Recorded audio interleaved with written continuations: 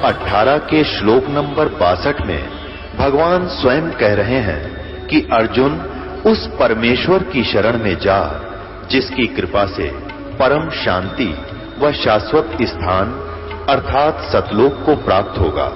वो परमेश्वर कौन है, कहां है, कैसा है, जानने के लिए कृपया अवश्य सुनिए जगत गुरु तत्वदर्शी संत रामपाल जी महाराज के अमृत वचन। सतगुरुदेव की जय। बंदी छोड़ कबीर परमेश्वर जी की जय। बंदी छोड़ गरीबदास जी महाराज जी की जय। स्वामी रामदेवानंद जी गुरु महाराज जी की जय हो।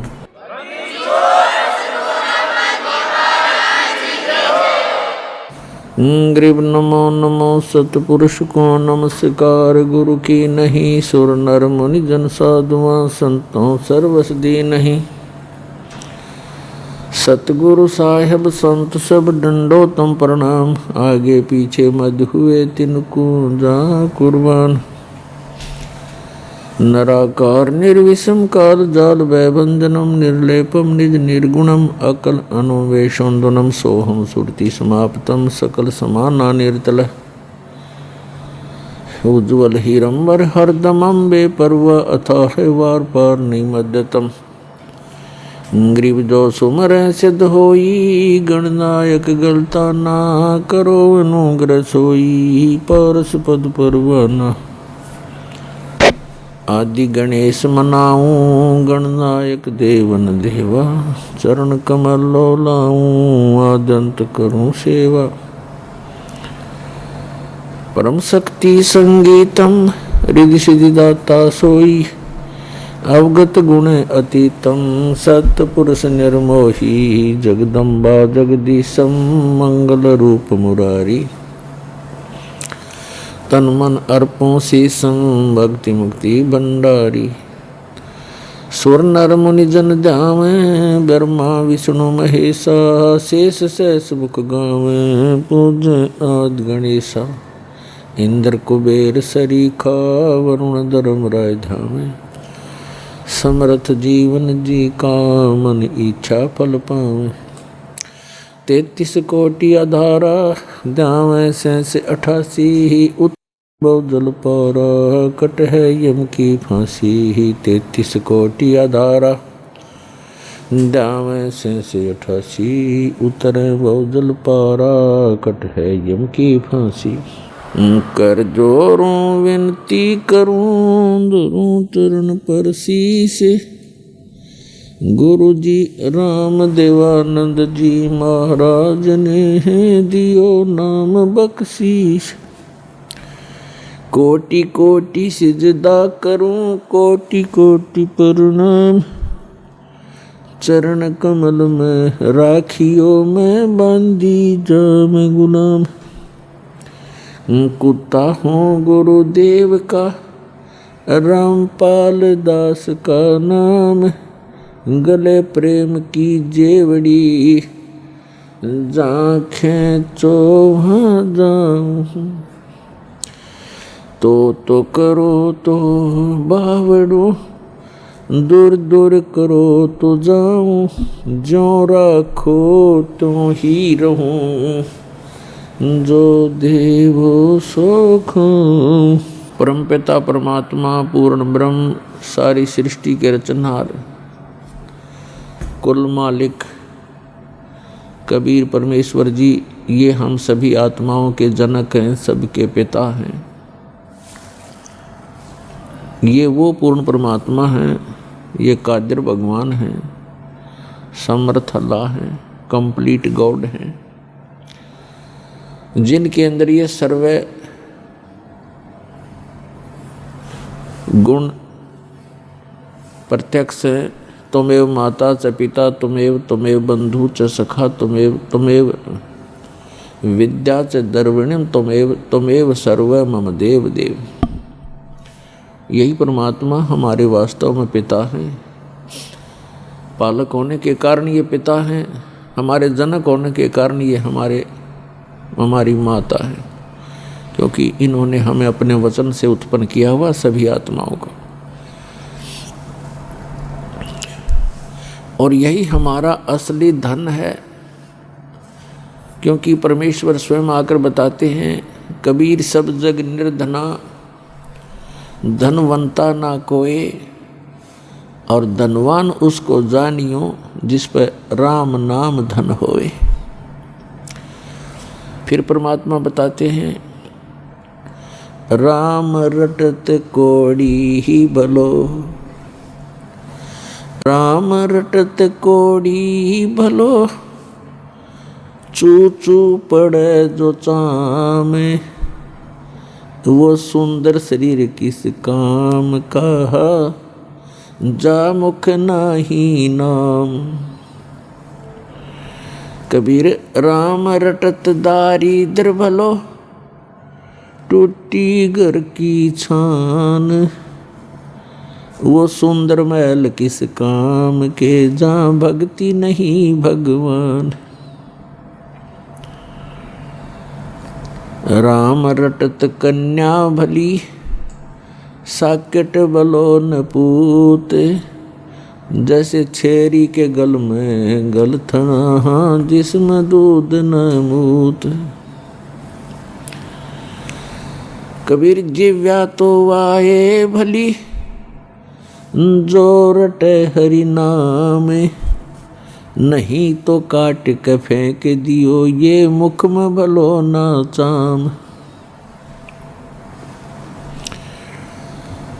परमपिता परमात्मा कबीर देव, कबीर साहिब, अल्लाह अकबर, ये हमारे सभी आत्माओं के जनक हैं, ये सब के पिता हैं। और यही वो रहमत वाले अल्लाह हैं, ये वही कृपा के सागर हैं, जो अपनी आत्माओं को, जो इनकी शरण में आकर के सत भक्ति करते हैं, उनको सर्व सुख प्रदान करते हैं। और जो भक्ति नहीं करते या करते हैं तो शास्त्र विधि त्याग कर मनमाना आचरण करते हैं, या वे इनकम्प्लीट गॉड की, अधूरे भगवानों की भक्ति करते हैं, तो वो प्राणी मोक्ष प्राप्ति नहीं कर सकते। और उनका प्रारब्ध में यानी किस्मत में लिखा हुआ जो पाप कर्म है, जिसके कारण प्राणी को कष्ट होते हैं, उससे भी छुटकारा नहीं पा सकते। प्रत्येक प्राणी इस काल के लोक में 21 ब्रह्मांड में, आप पृथ्वी लोक पर रह रहे हो, ये भी काल के लोक के अंतर्गत आता है। कोई भी सुखी नहीं है। परमात्मा ने बताया कि आप झूठे सुख को सुख कहते हो। आप किस बात को सुख मान बैठे हो? पैसा हो, बढ़िया कोठी हो, कार हो, संतान हो, बस आप इसको मौज मानते हो, इसको आप सुख मानते हो। लेकिन आप भूल जाते हो बगैर तत्व ज्ञान के कि जिनके ये सर्व सुख थे, उनका किसी का पुत्र मर गया, किसी की पुत्री विधवा हो गई, किसी की पुत्री मृत्यु हो गई, और कईयों के तो परिवार दुर्घटना में नष्ट हो जाते हैं। तो फिर कहाँ गई वो मौज? उस समय ध्यान नहीं आता हमारे को कि ये कैसे बिजली गिर रही है, क्यों तो हम मर रहे हैं, क्यों जन्म रहे हैं, इसके पीछे कारण क्या है। तो ये परमात्मा ने आके बताया, जो हमारे पिता हैं, और हम गलती से यहाँ आ गए थे इस काल के साथ मेला देखने, और इस मेले में हम भी चल गए, अपने परमात्मा से भी छुड़ गए।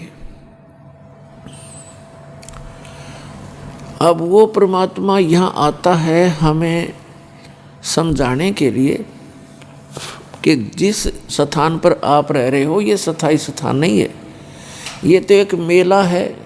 कोई 10 वर्ष रह सकता है, कोई 20 वर्ष, कोई 50 वर्ष, कोई 60 और 100 वर्ष, उसके बाद सभी ने यहाँ से जाना पड़ेगा।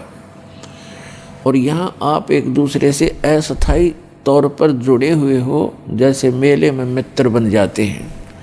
आपका परिवार इतना ही समझो।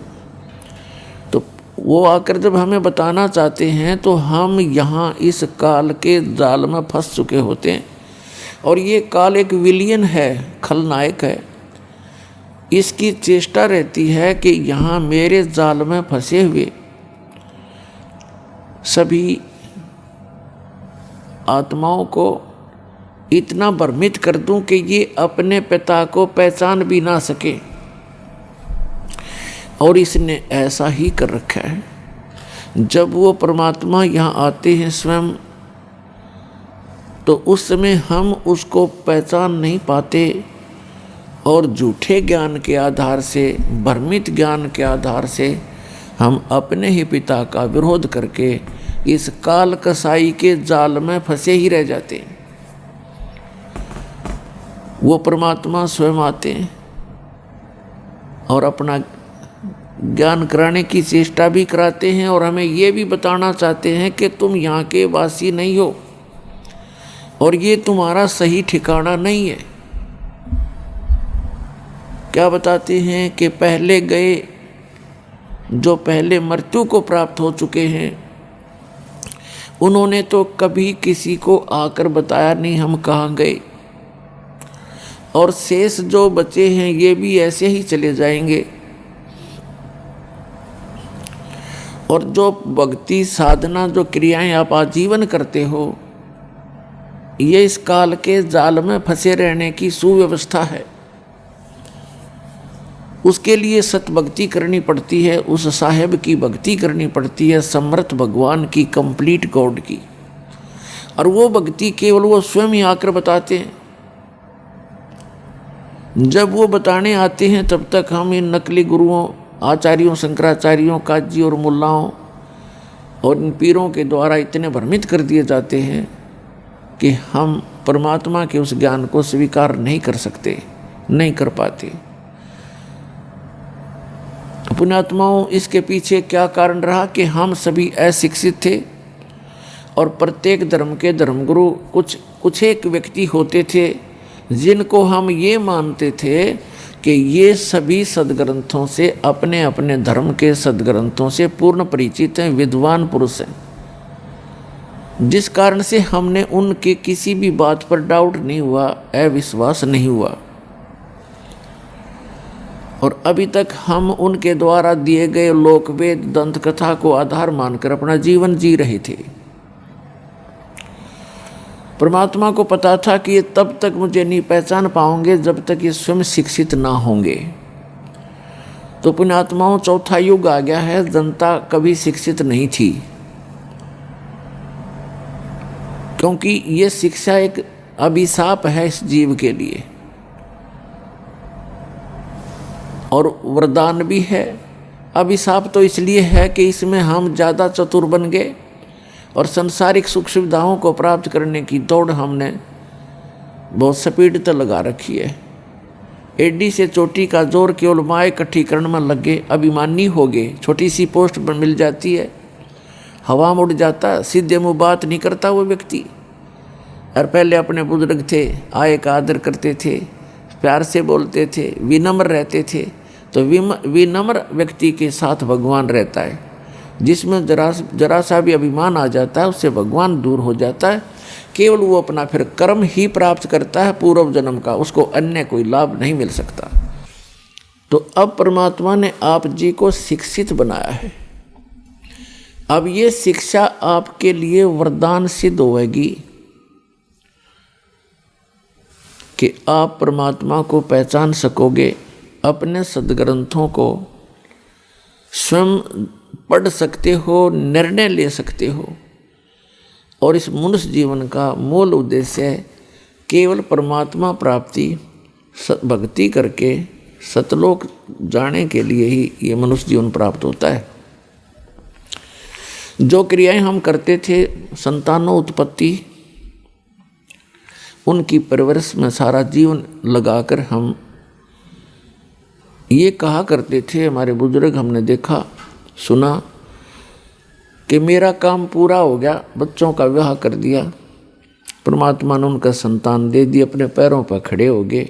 अब मेरी बेशक मृत्यु होगी, हो जाओ, मेरा काम पूरा हुआ। अब इस तत्व ज्ञान से, अध्यात्म ज्ञान से पता चला कि मनुष्य वाला काम तो शुरू भी ना किया उसने। ये कर्म तो पशु पक्षियों जैसे ही किए आज तक जो आपने किए।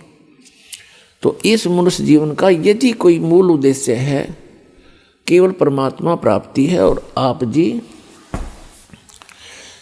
जिनको ये मानव शरीर मिला है, ये एक ड्रेस है, ड्रेस पोशाक। इसको संत भाषा में चोला बोलते हैं, चोला यानी कपड़ा। तो ये वस्त्र आपको अन्य प्राणियों से भिन्न प्राप्त है, तो इसका कोई काम भी भिन्न है। और उस काम के बिना इस मनुष्य जीवन का कोई यूज नहीं। चाहे कितने कोठी बना लो, फैक्ट्री लगा लो, या चाहे कितनी कार खरीद लो, 1 सेकंड में मृत्यु हो जाती है, सब कुछ धरा धराया रह जाता है। और हाथ मसलता हुआ हारे हुए ज्वारी की तरह यह प्राणी यहाँ से शरीर छोड़कर चला जाता है। जो भक्ति नहीं करता और भक्ति कर रहा है नकली गुरुओं के पास, वो भी हारे हुए ज्वारी की तरह ही जाएगा। तो पुण्यात्माओं, आप जी को ये ड्रेस अलग मिली है, इसका काम भी भिन्न है। जैसे बच्चे विद्यालय में जाते हैं, विद्यार्थी की ड्रेस, उनकी पोशाक भिन्न होती है। और अन्य जो मजदूरी करते हैं या खेतों में काम करते हैं या कोई अपनी अन्य दुकान आदि कार्य करते हैं, मजदूरी करते हैं, तो उनकी ड्रेस पोशाक भिन्न होती है। और जिनको ड्रेस पहन कर जाते हैं, जो विद्यार्थी हैं, उनको फ्री कर दिया जाता है परिवार की तरफ से कि बेटा और बेटी तुम अपनी शिक्षा ग्रहण करो, अपना भविष्य बनाओ।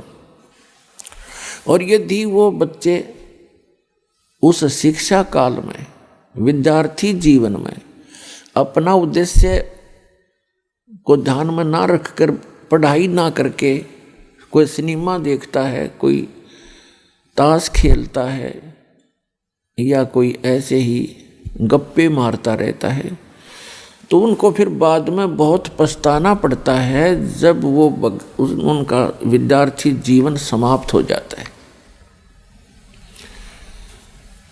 एक समय एक व्यक्ति सड़क के ऊपर, रोड के ऊपर वहाँ मिट्टी डाल रहा था, मजदूरी कर रहा था। वहीं पर उसी रोड का इंचार्ज एक एक्सियन आया, एग्जीक्यूटिव इंजीनियर, और वो जब आकर इंस्पेक्शन करके चला गया, तब वो टोकरी डाल रहा व्यक्ति, वो मजदूर कहता है कि ये एक्सियन, इसका ये नाम है, ये मेरा सहपाठी था, मेरा क्लास फेलो था, मेरे कर्म फूट गए, मैं पढ़ा को नहीं, बकवाद करता रहा, सिनेमा देखता रहा। हम इकट्ठे ही इंजीनियरिंग कर रहे थे, +2 करके, 12वीं करके, और मैं पढ़ा नहीं। आज ये एक्शन लग के कारों में घूम रहा है और मैं मजदूरी कर रहा। तो परमात्मा कहते हैं आप यूँ पछताओगे जिनको मानव शरीर प्राप्त है। ये विद्यार्थी हो तुम, और जो बच्चे इधर ध्यान देंगे, अपना इस मूल उद्देश्य को पूरा कर लेंगे, सत्य भक्ति, पूर्ण संत की खोज करके, सत्य भक्ति करके, ये तो चले जाएंगे सतलोक में, जहाँ कोई सुख, कोई दुख नहीं, सुख ही सुख है। और फिर कभी मृत्यु नहीं होगी, कभी वृद्ध अवस्था आपको नहीं सतावेगी। वहाँ वो सृष्टि है रहने की। ये तो सजा प्राप्त प्राणी यहाँ पर डाल दिए गए हैं, जिन्होंने वहाँ गलती की थी एक बार। तो जो यहाँ से सत्य भक्ति करके चले जाएंगे, तो वो तो सुख पाएंगे उसे, जो पढ़कर एक्शन लग गया। और दूसरे दुख पाओगे जो इस मनुष्य जीवन के अंदर केवल राजनीति में, कोठी बनाने में, बंगले बनाने में, घूटी सूटी लाने में और बेमतलब की बकवाद करके अपना जीवन व्यर्थ कर जाते हैं। वो ऐसे पछताएंगे जैसे वो मजदूर पछता रहा था, फिर गधे कुत्ते बनकर मजदूर लगेंगे। इसलिए परमात्मा ने आकर स्वयं ज्ञान दिया है कि आप भक्ति करो, और जो भक्ति नहीं करते वो चाहे भले ही आज आपको सुखी नजर आते हैं, वो उनके पूर्व जन्म की शुभ कर्मों की बैटरी चार्ज है। आगे चार्जर लग नहीं रहा, तो जब तक पूर्व जन्म की बैटरी चार्ज है यानी पुण्य कर्म है वो उनके चलेंगे, तब तक तो उसको कोई परेशानी नहीं होगी। और जब परेशानी आने लगेगी, बैटरी डिस्चार्ज होगी, पुण्य क्षीण हो जाएंगे, फिर उस पर कहर पे कहर टूटेंगे। तो इसलिए जो आज सुखी है उसको भी चार्जर लगाना पड़ेगा, यानी सद्भक्ति रूपी ये साधना इस दास से प्राप्त करनी पड़ेगी। क्योंकि विश्व के अंदर इस दास के अतिरिक्त किसी के पास सतभक्ति नहीं और सच्चा ज्ञान नहीं, सब गलत ज्ञान प्रचार कर रहे हैं।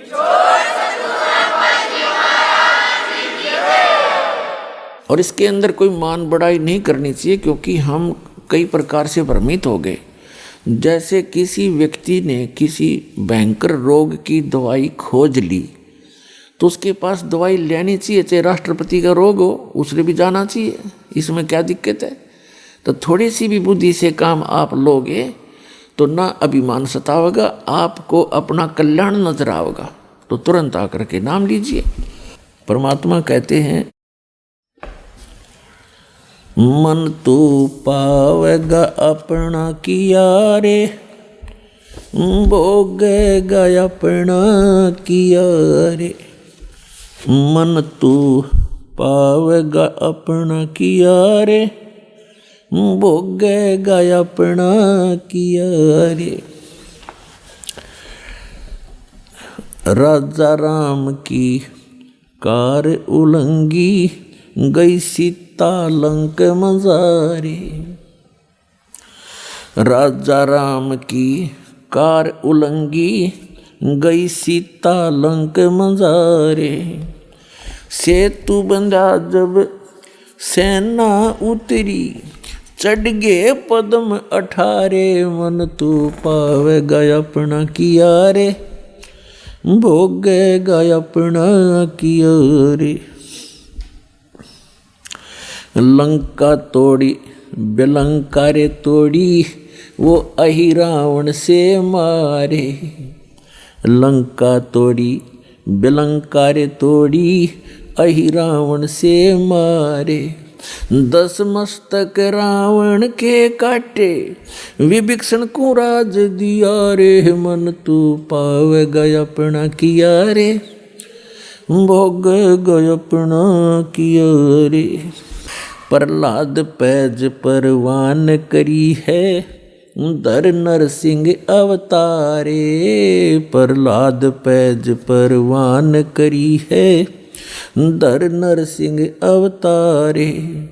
दीन दयाल दया कर उतरे, एरना कुश उदर वेदारे। मन तू पावेगा अपना किया रे, भोगेगा अपना किया रे। हा हा हु बंदे होते तौलत हैं बलवारे। हा हा हु बंदे होते तौलत हैं बलवारे।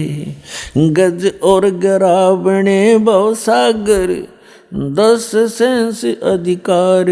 मन तू पावेगा अपना किया रे, भोगेगा अपना किया रे। भाई श्वास घटो बलहीन भयो, जद खेच लिया मजदारे। श्वास घटा बलहीन भयो, जद खेच लिया मजदारे।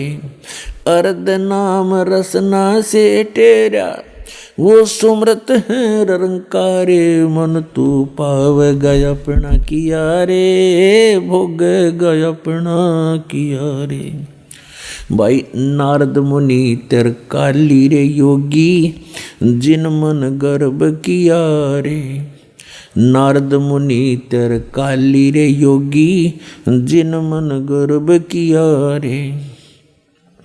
पल में पूत बहतर जाए, ये रोवत केस उपाड़े। मन तू पावेगा अपना किया रे, भोगेगा अपना किया रे। भाई कृष्ण गुरु दुर्वासा होते, 56 कोटि सिंगारे। कृष्ण गुरु दुर्वा सारे होते 56 कोटि सिंगारे। अम्बरीश कह चले अपुठे वो दुर्वासा से हारे। मन तू पाव गय अपना किया रे, भोग गय अपना किया रे। भाई दुर्योधन और दुशासन को द्रौपदी चीर उतारे। दुर्योधन और दुशासन को द्रौपदी चीर उतारे। अंधे को पीन देई थी वो बढ़ गए अंत अपारे। मन तू पाव गय अपना किया रे, भोग गय अपना किया रे। भाई भीष्म पिता और द्रोणाचार्य कर्ण से बाणों मारे। भीष्म पिता और द्रोणाचार्य ये कर्ण से बाणों मारे। महाभारत में टटीरी के राखे वहाँ घंटा टूटे पड़ा रे। मन तू पाव गय अपना किया रे, भोग गय अपना किया रे। भाई 33 करोड़ यज्ञ में आए वो 88 सारे। 33 कोटि जग में आए 88 सारे। 12 कोटि वेद के वक्ता वहाँ सुपच का शंख बजारे। मन तू पावे गय अपना किया रे, भोग गय अपना किया रे। भाई चमरा कनक जनेऊ काढ़ा विप्र पंडित सब हारे। चमरा कनक जनेऊ काढ़ा पंडित विप्र सब हारे। जुल्हे के घर बालद आई वो केसों से बन जा रे। मन तू पाव गय अपना किया रे, भोग गय अपना किया रे।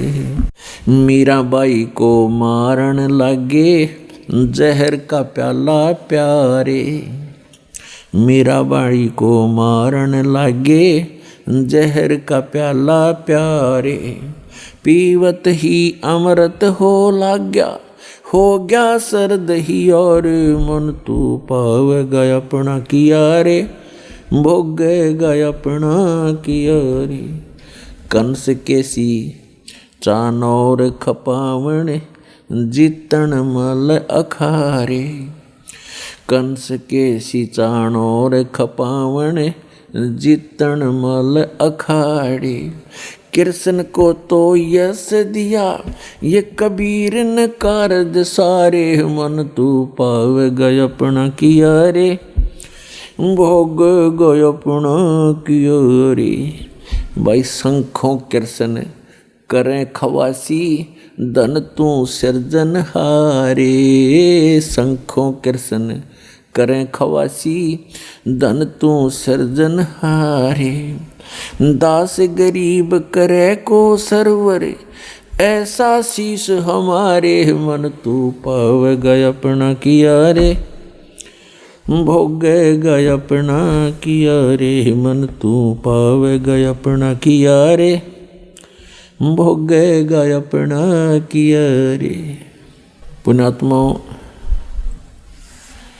ये जो वाणी दास ने आपको सुनाई है ये आदरणीय गरीबदास साहिब जी ने अपने को मुख कमल से बोली है, लेकिन ये ज्ञान गॉड गिवन है। पूर्ण परमात्मा, वो समर्थ परमात्मा जो कंप्लीट गॉड है, पूर्ण परमात्मा कबीर साहिब जी आदरणीय गरीबदास साहिब जी को आकर मिले थे।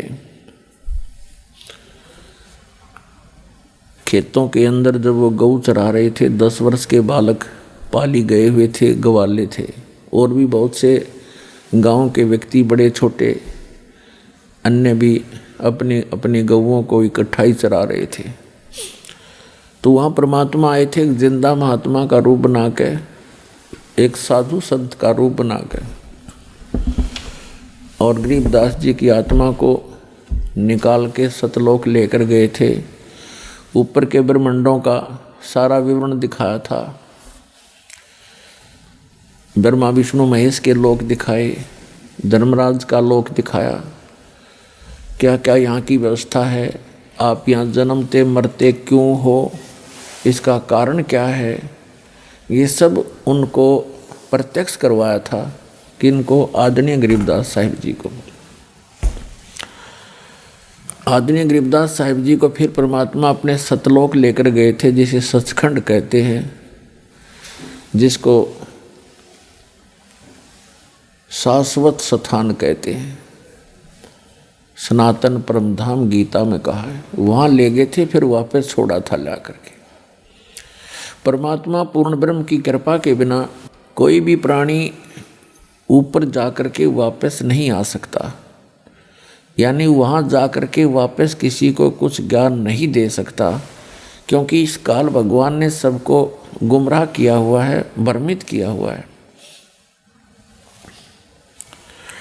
केवल परमात्मा अपनी रजा से ऊपर ले जाते हैं। उन्होंने चंद पुण्यात्माओं को ऐसे ऊपर ले जाके वापस छोड़ा, और उन्होंने उस परमात्मा की गवाही दी है, अपनी अमृतवाणी रूपी एफिडेविट दिए हैं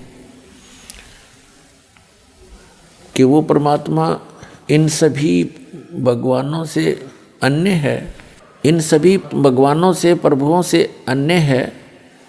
ब्रह्मा जी से, विष्णु जी से, शिव जी से, दुर्गा जी से, ब्रह्म से और परब्रह्म से, इनसे अन्य है, उसको पूर्ण ब्रह्म कहते हैं।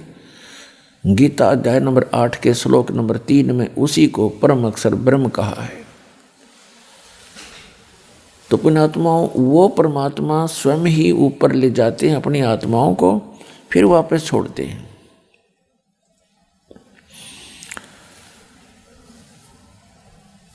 और फिर वो आकर के भगवान के विषय में जानकारी देते हैं। उनमें से एक गरीबदास जी हैं, जो परमात्मा से प्राप्त यथार्थ ज्ञान के आधार से क्या बता रहे हैं कि जिस लोक में आप रह रहे हो, ये तो केवल भक्ति करने के लिए आपको मानव शरीर दिया जाता है इस लोक में। बाकी अन्य प्राणी तो अपने पूर्व जन्म के कर्मों का ही भोग रहे होते हैं। और आप सत भक्ति ना करके अन्य भक्ति करते हो या यहाँ बकवादों में लगे रहते हो, तो उनके साथ कैसी कैसी घटनाएं घटी।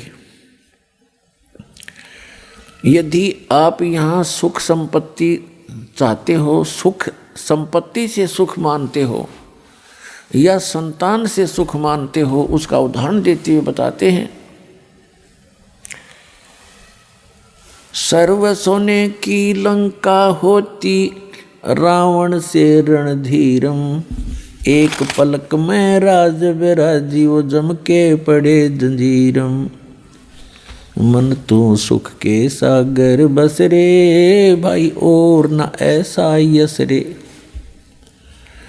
फिर बताते हैं, क्या मांगो कुछ थिर ना रहाई, और देखत नैन चला जग जाई, 1 लख पूत 1.25 लाख नाती, उस रावण के आज दीवा न बाती।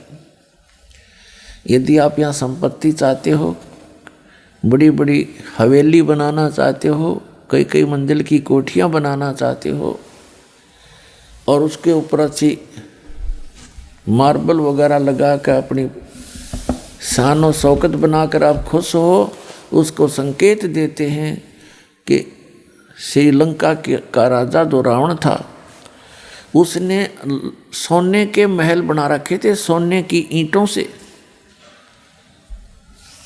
और उसके 1 लाख पुत्र थे। और ऐसे कुबद्ध करने वालों का जो सत भक्ति नहीं करते, रावण भक्ति भी करता था लेकिन भगवान शंकर की करता था, तमोगुणी शंकर की। और ये भगवान आपको केवल वर्क डन ही दे सकते हैं, जैसा करोगे वैसा ही पाओगे, इसमें कोई परिवर्तन नहीं कर सकते। और वो समर्थ परमात्मा जो पूर्ण ब्रह्म है, सत्य पुरुष है, अकाल मूर्त है, वो कबीर देव है। कबीर साहब है जो काशी में बनारस में धानक रूप में आए थे। 120 वर्ष रहे वो, ये ज्ञान ही दिया करते थे और एक झोंपड़ी में बैठकर सारे ब्रह्मांडों का संचालन भी करते थे और हम सब का पालन पोषण भी करते थे। वो पूर्ण परमात्मा है। जब तक हम सत भक्ति नहीं करते हो तो अपना कर्म ही मिलता है। तो यहाँ याद दिलाना चाहते हैं, यदि तुम संतान ही परमात्मा से मांगते हो या आपको संतान प्राप्त है, बेटा और बेटी, उनकी अच्छी कोई व्यवस्था है, उनके बढ़िया रोजगार चल रहे हैं और आप निश्चिंत होकर बैठ गए हो, मूल उद्देश्य भूल गए हो भगवान का, तो आपकी भूल है। 1 लाख पूत 1.25 लाख नाती, और उस रावण का आज कोई दीवा न बाती, दीपक लगाने वाला नहीं शेष बचा। तो इस गंदे लोक में आप इन्हीं व्यवस्थाओं से संतुष्ट हैं तो आपका भूल लाग रही है। उस भूल को तोड़ने के लिए परमात्मा आते हैं या अपना कोई दास भेजकर आपको सजग करते हैं कि आप अपना मूल उद्देश्य भूल चुके हो। उसके लिए याद दिलाते हैं कि जो भक्ति करते हैं उनकी भगवान मदद करते हैं। जैसे इसमें एक प्रसंग आया है कि लंका तोड़ी बिलंका तोड़ी और अहि रावण से मारे 10 मस्तक रावण के काटे और विभीषण को राज दिया रे। परमात्मा कहते हैं यदि तूने यहाँ की थोड़ी बहुत सुख सुविधाएं भी चाहिए तो वो भी हम देंगे, और जो हम देंगे वो तेरे अनुकूल होगी। और आप अपने प्रयत्न से यहाँ की सुख सुविधाएं प्राप्त करना चाहोगे तो आप गलती पे गलती करोगे, कहीं रिश्वत लोगे, सैकड़ों झूठ बोल के कोई माल बेचोगे, मिलावट करोगे, वो आपके लिए कहर साबित होगा एक दिन। तो ऐसी गलतियां ना करना। फिर बताते हैं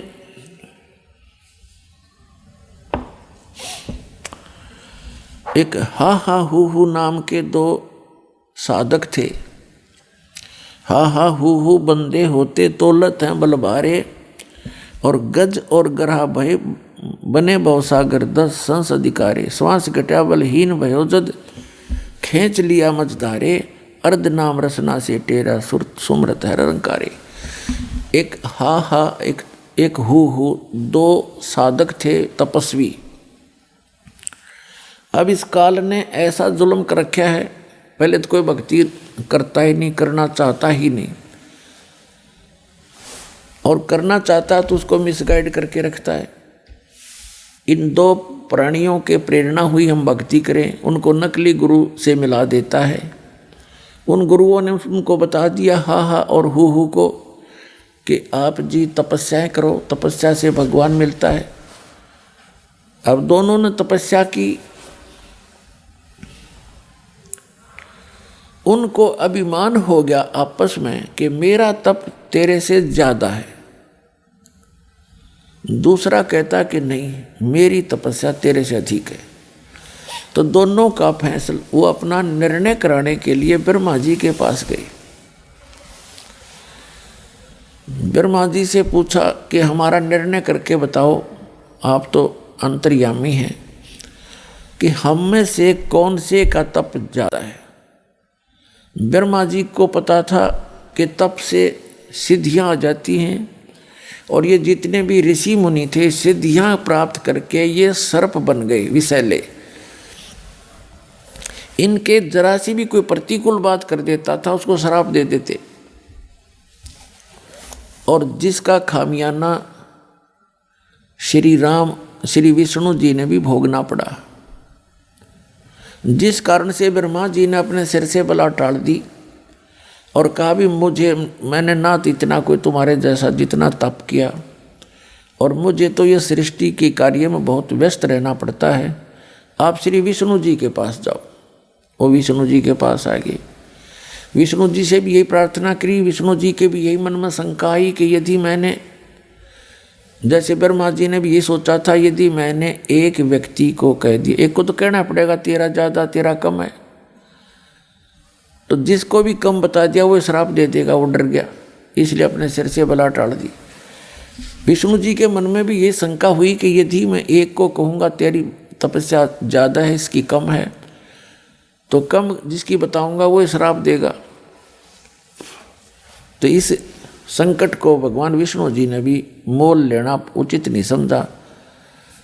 उन्होंने कहा भी देखो मैं तो व्यवस्था में लगा रहता हूँ, पालन पोषण का कार्य डिपार्टमेंट, होम डिपार्टमेंट है मेरे पास, आप जाओ भगवान शंकर जी के पास, वो ज़्यादा तप वप करते हैं, वही आपका फैसला कर सकते हैं। तो वो गए भगवान शिव जी के पास।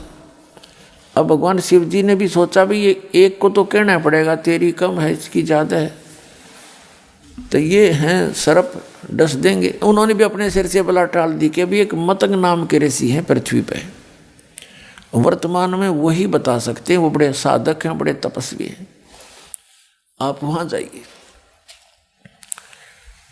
तो दोनों आगे मतंग ऋषि के आश्रम की तरफ जा रहे थे। मतंग ऋषि जो थे बड़े डिल डोल, बड़े तगड़े, भारा शरीर था उनका। तो उन्होंने, ये मन बड़ा बदमाश है, कबीर साहब कहते हैं मन के मते ना चालिए, मन है पक्का दूध, ले डूबे दरिया में और फिर जा हाथ छूटे। उल्टे काम करवा के फंसवा के फिर आप निकल जाता है। तो उन्होंने दोनों ने देखा उस महापुरुष को। मतंग ऋषि पूछा कहाँ है, कि वो सामने बैठे तगड़े थे, डुल डुल। एक ने तो मन में सोचा कि बड़ा हाथी सा बैठा भाई, दूसरे ने सोच लिया अच्छा मगरमच्छ साहित महात्मा। तो उन्होंने मतंग ऋषि के पास आकर के कहा, मतंग ऋषि के पास एक सिद्धि थी जो मन की वृत्ति बता देती थी, इसने क्या सोच रखा है। तो मतंग ऋषि से उन्होंने प्रश्न किया कि महाराज हम में से कौन से की तपस्या ज़्यादा है, कौन शक्तिशाली है, आप निर्णय करो।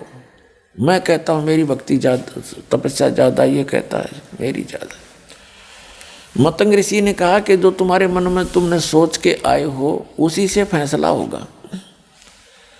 तो हमने क्या सोचा भगवान, आपने ये सोचा था कि मतंग ऋषि बड़ा हाथी सा पड़ा है, तो और आपने सोचा था ये मगरमच्छ जैसा है।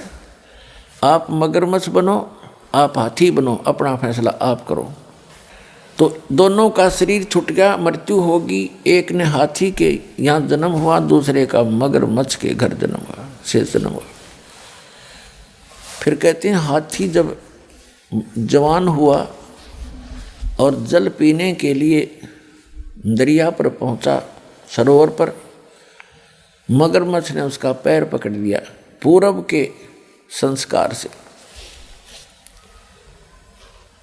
अपने आत्मा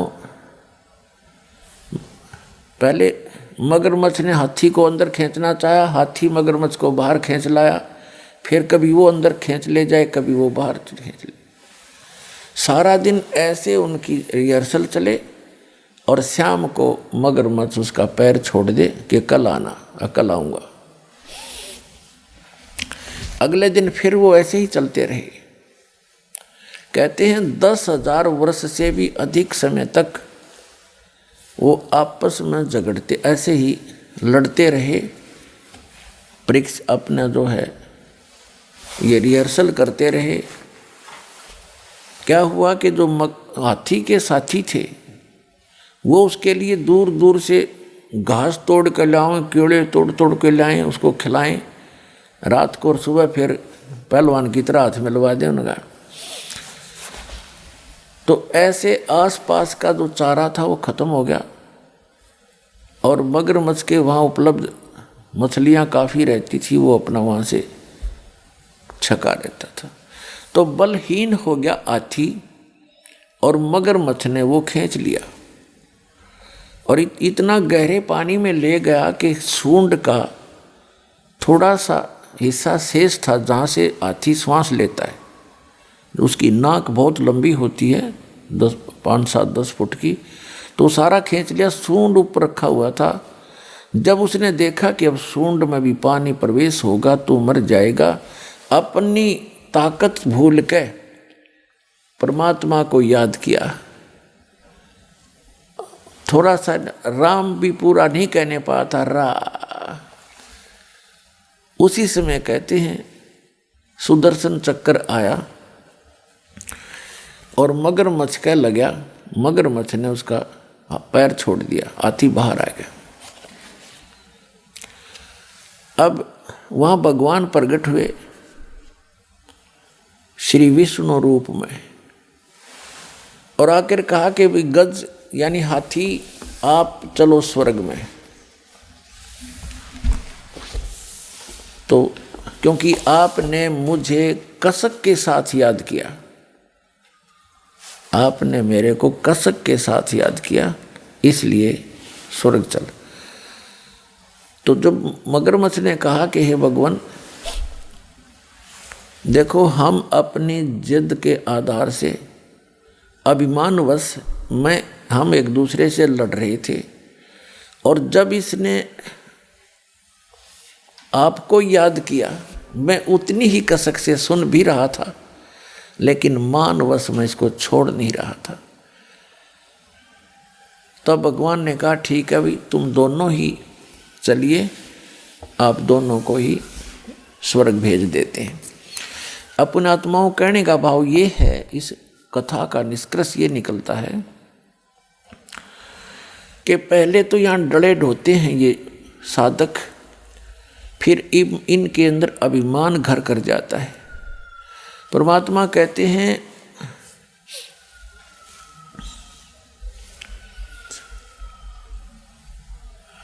सत्संग की आधी घड़ी और तप के वर्ष 1000 तो भी बराबर है नहीं, कहें कबीर विचार। अब इससे क्या निष्कर्ष निकलता है कि पहले तो ये डले ढोते हैं, फिर इनमें अभिमान हो जाता है। इन सिद्धियों के कारण एक दूसरे से प्रभु पाक जाते हैं, किसी की हानि ज़्यादा कर देते हैं तो लोग उससे डरने लग जाते हैं, उसको पूजने लग जाते हैं इन ऋषियों को, और किसी को वो थोड़ा मोटा लाभ दे देते हैं अपनी पुण्य से, और उनकी अपनी बैटरी डिस्चार्ज होती जाती है और उनको थोड़ा बहुत राहत दूसरे को दे सकते हैं। दूसरा ये निष्कर्ष निकला कि तब से तो कोई बात बनी नहीं, लास्ट में उन्होंने परमात्मा को कसक के साथ याद किया,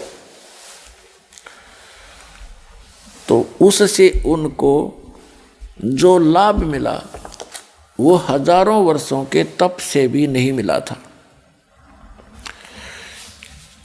तो परमात्मा कहते हैं चाहे कितना ही तुम तप करो, कितनी अन्य क्रियाएं करो, यदि आपके पास भक्ति नहीं है, आपके पास नाम सही नहीं है, तो आप जी वो उस सतर का भी लाभ प्राप्त नहीं कर सकते जहाँ की आप इच्छा रखते हो। जैसे कोई श्री कृष्ण की पूजा करता है, कोई विष्णु जी की पूजा करता है विष्णु रूप में, कोई भगवान शंकर की करता है, तो कहते वहाँ के सतर का लाभ भी आपको उनके मंत्रों से ही होगा, जो मूल मंत्र हैं, मूल नाम है उनके। और दूसरा जो निरंकार, यहाँ पर तीसरी जो बात क्लियर ये होगी आपको कि जैसे उसने रा कहा था, भगवान को याद करना चाहा था, तो इसको निरंकार धुन कहते हैं। निरंकार धुन, निरंकार जैसे ये राधा स्वामी वाले नाम देते हैं ओंकार, ज्योत स्वरूपी निरंकार। तो जो निरंकार है न, पता नहीं निरंकार होता क्या है। जैसे इंसान मरते हुए भगवान को याद करता है विशेष कसक के साथ, वो निरंकार धुन है, निरंकार लौ है उसकी, वो निरंकार लगन है। जैसे हाथी ने मरते हुए रा गया था, ऐसे जो कसक के साथ मालिक याद किया जाता है, यानी उसकी कीमत अलग से होती है। तो भक्ति करने वाले के लिए संदेश है कि जब आप कोई भी नाम का जाप करें, उसको विशेष कसक के साथ करें, फॉर्मलिटी सी ना करें। तो उस कसक के साथ लिए हुए नाम का जो लाभ है वो अत्यधिक है, उसका कंप्लीट लाभ है। तो यहाँ कहने का भाव ये था कि पहले तो ये डले ढोते हैं, फिर आंडी पाक जा, अभिमान हो जाता है भक्ति करके, और फिर यहीं के यही रह जाते हैं। तो यहाँ जो चौथा कंसेप्ट ये क्लियर हुआ कि जैसे कोई परमात्मा की कथा सुना रहा है कसक के साथ, और सुनने वाला भी सुन रहा है उसी भाव से, तो दोनों को वो ज्ञान लाभ प्राप्त होगा। उस ज्ञान यज्ञ का जो लाभ है दोनों को ही प्राप्त होगा। जैसे दास सत्संग करता है और आप हृदय से सुन रहे हो तो दोनों को ही लाभ हो रहा है, दोनों को उस सत्र का लाभ मिलेगा। फिर बताते हैं कि दुर्योधन और दुशासन को द्रौपदी चीर उतारे, अंधे को कोपीन देई थी, वो बद गे अंत अपारे। भीष्म पिता और द्रोणाचार्य कर्ण से बानों मारे, महाभारत में टटीरी के रखे, वहां घंटा टूट पड़ा रे। अब क्या बताना चाहते हैं कि मन तू पावेगा अपना किया रे, भोगेगा अपना किया रे। दुर्योधन और दुशासन ने द्रौपदी के चीर उतारने का, उसको नग्न करने का प्रयत्न किया, तो उस द्रौपदी का चीर क्यों बढ़ गया? पुण्यात्माओं, आज तक जो भी आपको राम नाम की कथा सुनाई गई है, भगवान की कथाएं सुनाई गई हैं, वो इनकम्प्लीट थी, उनका कोई सिर पैर नहीं था। जैसे हमारे मन में एक शंका बनी रहती थी कि जैसे द्रौपदी जी का चीर उतारना चाहा और वो उतरा नहीं, ये कारण क्या था? हम कथा पढ़ते थे, सुनते थे और ये भी सुनते थे भगवान ने बढ़ा दिया। भगवान ने और बहनों का क्यों नहीं बढ़ाया? कितनों की इज्जत लूटी जाती है, उस द्रौपदी का ही क्यों बढ़ाया? यहाँ बुद्धि कभी नहीं जाती थी, क्योंकि हम इनकम्प्लीट स्पिरिचुअल नॉलेज प्राप्त थे, ग्रहण कर रखे थे, किए हुए थे। तो परमेश्वर ने आके वो कंप्लीट स्पिरिचुअल नॉलेज दिया और अब इस दास के पास उपलब्ध है, जो इन सभी अधूरी कथाओं को पूरा किया जाएगा। पुण्यात्माओं, आप एक बात को याद रखना कि विश्व के जितने भी प्राणी हैं, ये सभी उस अल्लाह अकबर के, उस कबीर भगवान के, अल्लाह अकबर माने बड़े भगवान के, वो ग्रेट गॉड के, कंप्लीट गॉड के बच्चे हैं। और आज जितने भी पोस्ट प्राप्त हैं, जैसे कोई ब्रह्मा बना है, कोई विष्णु बना है, कोई शिव बना है, या कोई अन्य पोस्ट प्राप्त है, कोई देव बना है, महादेव बना है, और चाहे कोई अन्य यहाँ पृथ्वी के ऊपर राष्ट्रपति बना है, मंत्री बना है, प्रधानमंत्री, मुख्यमंत्री बना है, ये सभी पूर्व की भक्ति किए हुए पुण्यकर्मी प्राणी हैं। अब जैसे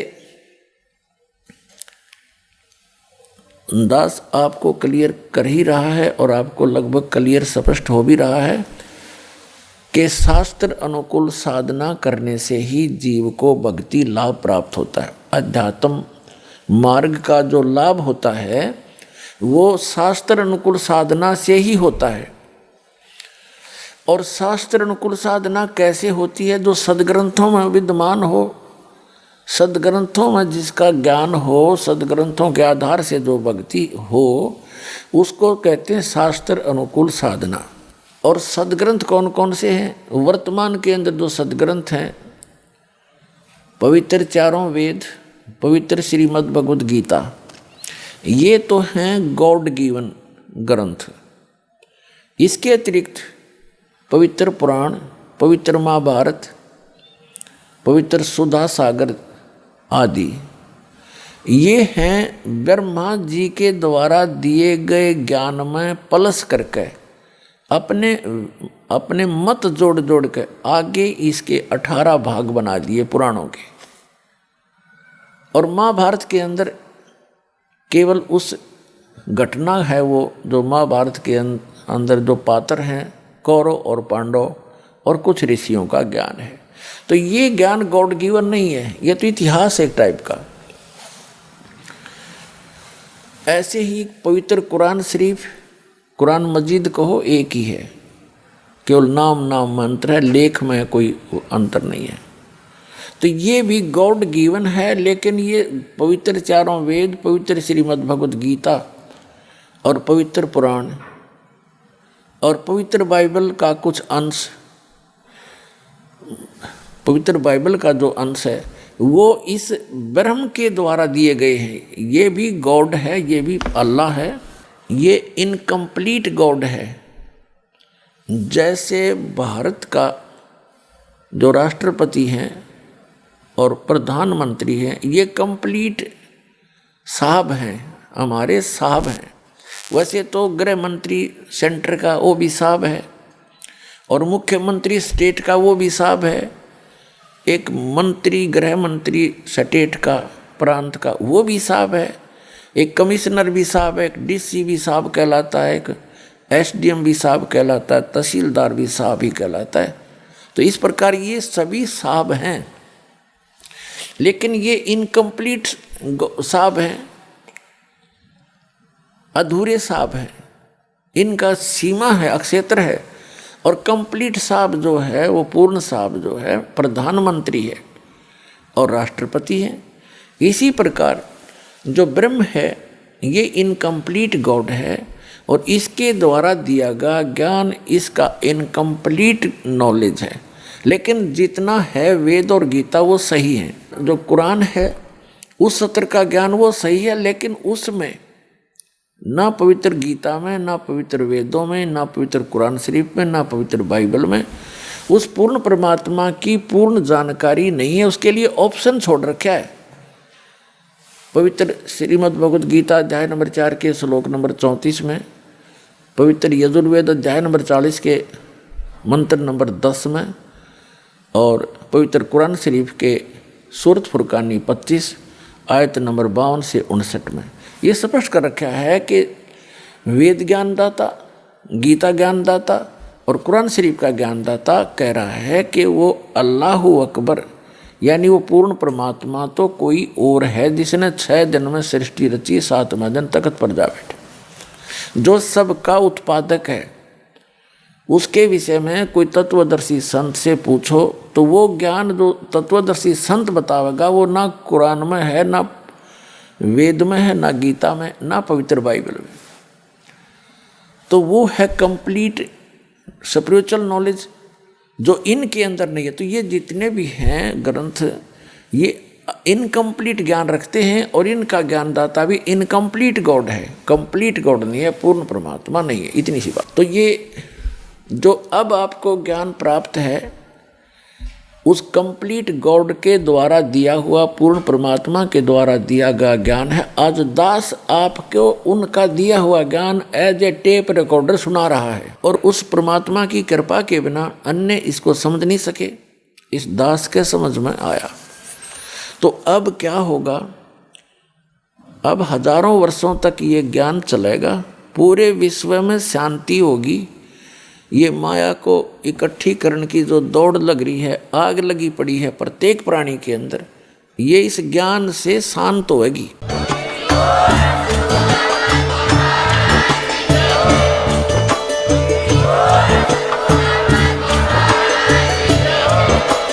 आप सुन रहे थे जगत गुरु तत्वदर्शी संत रामपाल जी महाराज जी के मंगल प्रवचन। अधिक जानकारी के लिए विजिट कीजिए हमारी वेबसाइट www.jagatgururampalji.org। संत रामपाल जी महाराज जी के शुभ आशीर्वाद से पूरे विश्व भर में 500 से भी ज्यादा नाम दीक्षा केंद्र हैं, जिन पर संत रामपाल जी महाराज जी द्वारा ऑनलाइन निःशुल्क नाम दीक्षा दी जा रही है। अपने नजदीकी नाम दीक्षा केंद्र का पता करने के लिए संपर्क करें 8222880541।